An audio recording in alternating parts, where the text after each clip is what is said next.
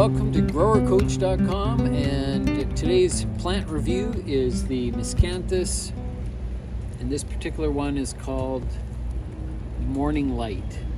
The Miscanthus family is quite extensive. There's a lot of different grasses in that group.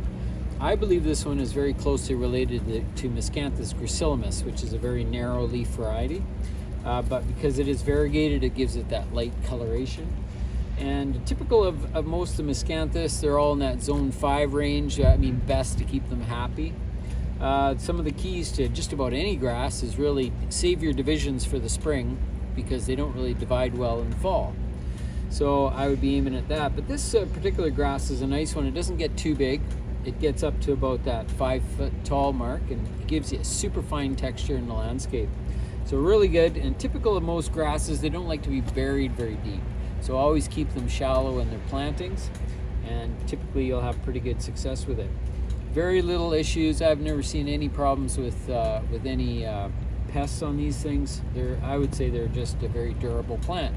So typical of grasses, they really only have the one maintenance treatment per year, and that is that in the fall they're trimmed down typically to about 10 inches tall.